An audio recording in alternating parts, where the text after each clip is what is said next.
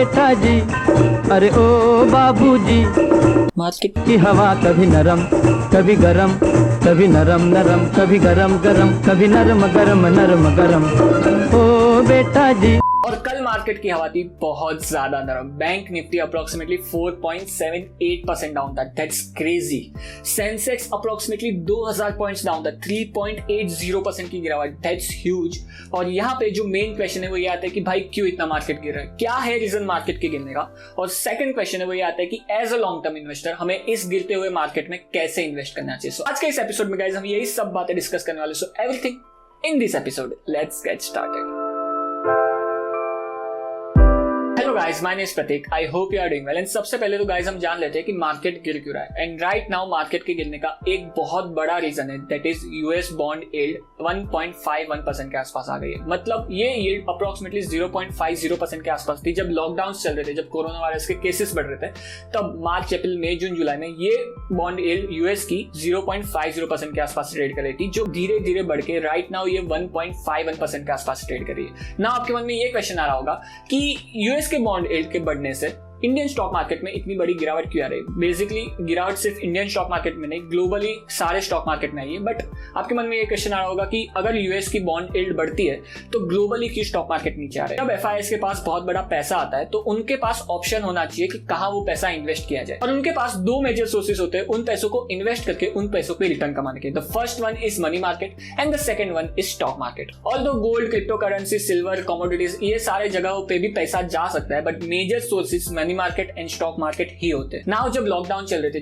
जब कोविड के केसेस बढ़ रहे थे, तब इन एफआईआईएस के पास जो पैसा था, तब एफआईआईएस सोच रहे थे कि इन पैसों को इन्वेस्ट कहाँ किया जाए। मनी मार्केट ऑप्शन था नहीं, बिकॉज तब उस टाइम ड्यूरेशन में 0.50% के इंटरेस्ट रेट पे इन्वेस्ट करके वो पैसा इन्वेस्ट करके कुछ मतलब नहीं है। सो दैट्स वाई वो बहुत बड़ा पैसा स्टॉक मार्केट में आया था, जो जहां पे वो स्टॉक मार्केट में खुद के स्टॉक मार्केट में भी इन्वेस्ट कर रहे थे एंड ग्लोबली जो इमर्जिंग एंड डेवलप्ड कंट्रीज के स्टॉक मार्केट है उसमें भी बहुत बड़ा पैसा आ रहा था। एंड हमारी इंडियन इकोनॉमी इमर्जिंग इकोनॉमी में आती है एंड इंडिया में भी बहुत बड़ा इन्फ्लो आया है स्टॉक मार्केट में एफआईआईएस के थ्रू। अगर आप देखो जून जुलाई अगस्त सितंबर अक्टूबर में बहुत बड़ा पैसा, बहुत बड़ा इन्फ्लो एफआईआईएस के थ्रू स्टॉक मार्केट में डाला गया, इंडियन स्टॉक मार्केट में। और इसी वजह से नाउ जब 0.50% से यूएस की बॉन्ड यील्ड बढ़ के 1.51% के आसपास आ गई है, तो एफआईआईएस सोच रहे कि अगर हम हमारे ही घर में पैसा डाल के उस पैसों पे अच्छा रिटर्न कमा सकते हैं तो हम बाहर के देश में पैसा क्यों डालें। और इसी वजह से एफआईआईएस आर नाउ डूइंग स्विचिंग, जहां पे वो थोड़ा पैसा बाहर की इकोनॉमी से निकाल के खुद की इकोनॉमी में, खुद के मनी मार्केट में डाल रहे हैं। और इसी वजह से जो थोड़ा बहुत पैसा निकला है ग्लोबली स्टॉक मार्केट से, उसी वजह से स्टॉक मार्केट गिर रहा है। ये तो हो गई स्टॉक मार्केट क्यों गिर रहा है। नाउ द सेकंड क्वेश्चन कि अगर स्टॉक मार्केट गिर रहा है तो हम as a long term investor market में कैसे इन्वेस्ट करें, कैसे हम अपना पैसा मार्केट में लगाए जब मार्केट गिर रहा है तो। एंड यहाँ पे अगर आप लॉन्ग टर्म इन्वेस्टर हो, अगर आप 5, 10, 15, 20 सालों की सोच रहे हो, तो आपको खुश होना चाहिए फर्स्ट ऑफ ऑल।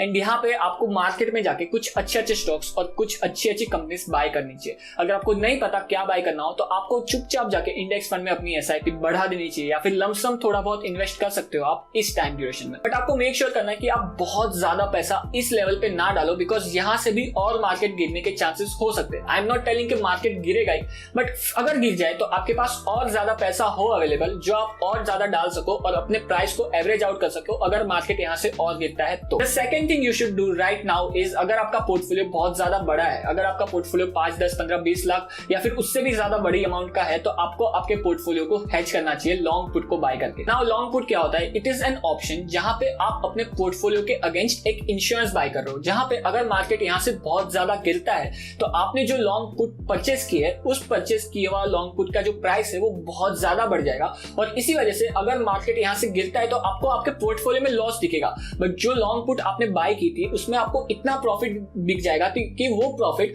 आपके जो लॉस है उसको कवर कर देगा। तो it is like an insurance against stock market, कि अगर स्टॉक मार्केट गिरता है तो आपको आपके पोर्टफोलियो में बहुत बड़ा डेंट ना उठाना पड़े।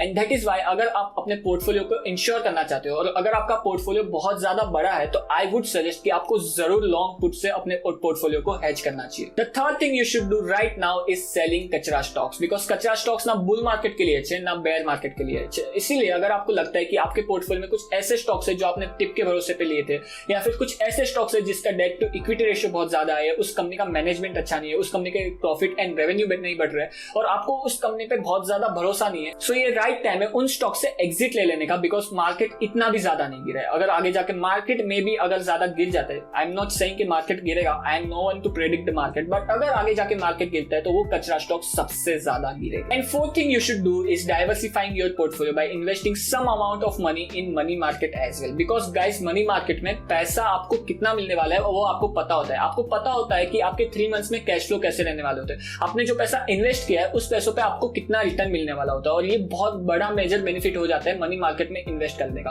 अनलाइक स्टॉक मार्केट जहां पे कुछ भी हो सकता है गाइस, अगर आपने स्टॉक मार्केट में इन्वेस्ट किया है तो कल जाके मार्केट गिर भी सकता है और आपको लॉस भी दिख सकता है, बट अगर आपने अच्छे से मनी मार्केट में अच्छे से डेट फंड चूज किया है, safely and perfectly debt fund choose किया है, तो आपको पता होता है कि 3 मंथ्स में आपको इस पैसों पे कितना रिटर्न मिलेगा, 6 मंथ्स में आपको इस पैसों पे कितना रिटर्न मिलेगा, और that is the major benefit of investing in money market, investing in debt funds. और that is why I would suggest कि अगर आपका बहुत ज्यादा अलोकेशन स्टॉक मार्केट में हो गया है तो आपको वो अलोकेशन थोड़ा कम करके मनी मार्केट में भी अपना पोर्टफोलियो डाइवर्सिफाई करना चाहिए। नेक्स्ट वीडियो गाइस उस टॉपिक पे आने वाला है कि कैसे हम safely and perfectly money market में डेट फंड्स चूज करें जहां से हम अपने पैसों पे सेफली रिटर्न कमा सके। सो सब्सक्राइब कर दो इस चैनल को एंड बेल नोटिफिकेशन दबा दो, सो जब भी मैं वो वीडियो अपलोड करूं तो आपको उस वीडियो की नोटिफिकेशन मिल जाए। On that note guys, thank you to be with me in this episode. अगर आपको ये वीडियो पसंद आया तो लाइक के बिना मत जाना इस एपिसोड को, एंड सब्सक्राइब कर दो मेरे चैनल को, बिकॉज मैं आप सबके लिए ऐसे ही stock market, money market, finance और पैसों के बारे में वीडियोस लाता रहता हूं। सो सब्सक्राइब के बिना मत जाना, मैं आपसे मिलता हूं ऐसे ही किसी नए एपिसोड में, तब तक के लिए गुड बाय।